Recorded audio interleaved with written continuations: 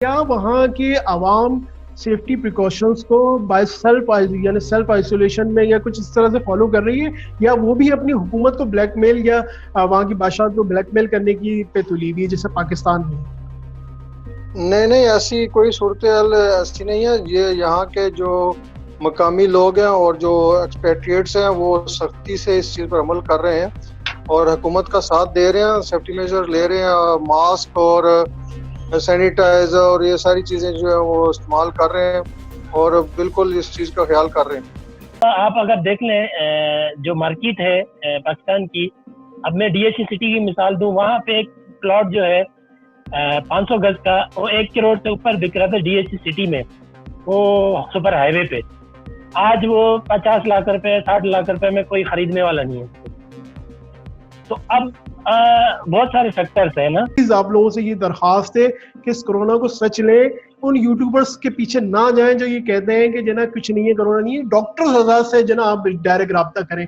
आप उन लोगों के पास क्यों जाके पूछते हैं जो कि जना कोई अपनी सोशल पोस्ट बनाने और अपनी व्यूज की चक्कर में जना आगे बढ़ रहा होता है? आप डॉक्टर से डायरेक्ट रब्ता करें, डॉक्टर से पूछें जो इस चीज के माहिर हैं, उनसे जाके पूछें भाई कोरोना फेक है, रियल है, क्या हो रहा है क्या हो रहा है, वो आपको सही बताएंगे। वो कभी आपको ये कहते हुए नजर नहीं आएंगे कि ये झूठ है, कुछ ये कॉन्स्पिरेसी थ्योरी है।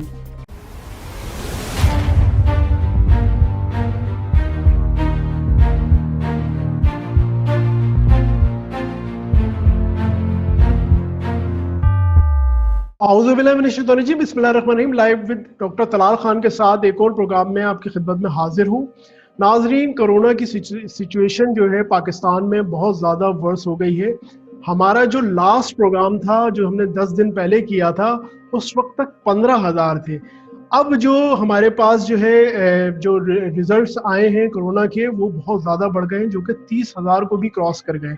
अगर हम स्पेसिफिकली बात करें कंफर्म केसेस की, तो 30,334 केसेस कंफर्म आ चुके हैं, जिसमें से डेथ हमारी 659 जो है वो डेथ हो चुकी हैं। रिकवरीज 8,000 के करीब जो है हुई हैं। और अब पाकिस्तान दुनिया में 19वें नंबर पर आ गया है जहां पर सबसे ज़्यादा कोरोना पॉजिटिव जो है केसेस आए हैं, जो कि बहुत ही ज़्यादा लम्हा फिक्रिया है, जिसमें हमें अब जो है गौर व फिक्र करने की ज़रूरत पड़ रही है। हम अगर इस चीज़ को देखें, अगर हम इस जो अभी आपकी स्क्रीन पे चार्ट चल रहा है, इसमें अगर आप देखें तो यूएसए, स्पेन, यूके के बाद जो है कर देंगे, लेकिन इंडिया हमसे अभी और ज़्यादा ऊपर है। लेकिन आप ये ज़रा देखें कि इंडिया का रकबा बहुत बड़ा है, उनकी आबादी बहुत बड़ी है, और पाकिस्तान जितना बड़ा मुल्क है उस हिसाब से ये केसेस आना इंतहाई ख़तरनाक है। इसी के साथ साथ जहां ये कोरोना चल रहा है, यही कोरोना पहुंच चुका है पंजाब असम्बली में, जहां के मुलाजमीन में पॉजिटिव पाया गया। इसी तरह वाशिंगटन डीसी में, व्हाइट हाउस में ट्रम्प की जो टीम है वहां पर भी अब कोरोना पॉजिटिव के केसेस आना शुरू हो गए हैं। तो ये पूरी दुनिया में इस तरह से ट्रेंड जो है कोरोना ने बढ़ा दिया है। साथ ही साथ अगर आप देखें तो दुनिया में कोरोना के साथ साथ एक और चीज़ लगी पड़ी है, वो है एक आलमी जंग। जी हाँ, बिल्कुल, अमेरिका ने बॉम्बर B-1 तैयारे जो है अपने पानी के जहाज़ के साथ लाकर पैसिफिक ओशन में खड़े कर दिए हैं चाइना को डराने के लिए। इसी असना में मकबूजा कश्मीर में जो एक झड़प हुई है, जिसमें मकबूजा कश्मीर के जो मुजाहिदीन हैं उन्होंने ट्रैप करके इंडिया की टॉप जो है फौज के कर्नल जनरल्स को, जिनमें 13 या 14 जो कर्नल जनरल थे वहाँ के, उनको बुलाकर वहाँ पर उनको जहनू हासिल किया। और साथ ही साथ इन्होंने उसकी कार्रवाई में, जवाबी कार्रवाई में कश्मीरी मुजाहिदीन को भी शहीद कर दिया। मेरे साथ इस वक्त मौजूद हैं ज़फ़र इकबाल साहब कतर से, जो कि बहुत ही अच्छे तजिया निगार हैं, और साथ साथ एयाज अली खासकिल साहब सऊदी अरब से है। सबसे पहले तो ज़फ़र इकबाल साहब, मैं आपकी तरफ आऊँगा। मैं ज़रा जानना चाह रहा हूँ कि कतर में क्या सूरत हाल है इस टाइम कोरोना के हवाले से। बिस्मिल्लाहिर्रहमानिर्रहीम। अस्सलाम वालेकुम तलाल भाई, बहुत बहुत शुक्रिया आपने प्रोग्राम में मौका दिया बात करने का। और जनाब, कतर में ये तो एक आलमी वबा है, इस पर किसी का कंट्रोल तो नहीं है। और कतर में सूरत हाल यही है कि लोगों में खौफ भी है, कंफ्यूज भी है, और उम्मीद भी है कि एक दिन ये चीज़ ख़त्म हो जाएगी। और ख़ास तौर पे बिज़नेस कम्युनिटी बहुत ज़्यादा अफेक्टेड हुई है, तो शॉप्स वगैरह क्लोज हैं, मुख्तलिफ किस्म की रेस्टोरेंट्स क्लोज हैं, सिर्फ टेक अवेज है और डिलीवरी है। तो इस तरह काफ़ी कारोबार जो है मुतासर हुए हैं और इसके पेश नज़र इसको सोशल डिस्टेंस जो है उस पर सख्ती से पाबंदी हो रही है और कुछ मॉल्स के एरिया है जो शॉपिंग मॉल है उनमें सिर्फ जो घरेलू आइटम है, ग्रोसरी आइटम्स, उन तक रसाई हो सकती है और कुछ टाइम देते हैं जिसमें हम दूसरे आइटम वगैरह खरीद सकते हैं जो रोज़मर्रा ज़िंदगी में इस्तेमाल होते हैं, उनके लिए एक टाइम है। और बड़े मॉल तो बंद हैं और छोटे मॉल्स में जो है वो ये सूरत हाल है कि उन्होंने टाइमिंग दी है कुछ 9 से 3 बजे तक, उस वक्त तक आप उनमें शॉपिंग कर सकते हैं। तो बाकी जो सेफ्टी मेजर है वो उस पर सख्ती से अमल हो रहा है।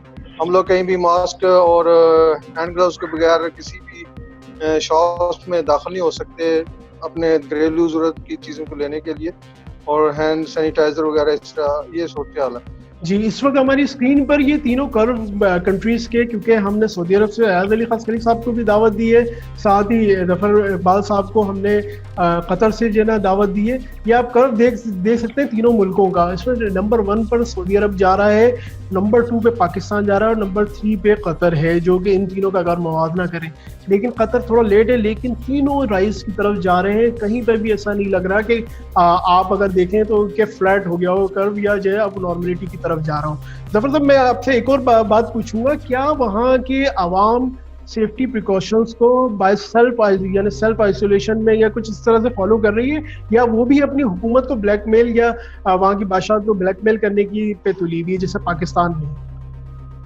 नहीं, ऐसी कोई सूरत हाल ऐसी नहीं है। ये यहाँ के जो मकामी लोग हैं और जो एक्सपेट्रिएट्स हैं वो सख्ती से इस चीज़ पर अमल कर रहे हैं और हुकूमत का साथ दे रहे हैं, सेफ्टी मेजर ले रहे हैं, मास्क और सैनिटाइजर और ये सारी चीज़ें जो है वो इस्तेमाल कर रहे हैं और बिल्कुल इस चीज़ का ख्याल कर रहे हैं।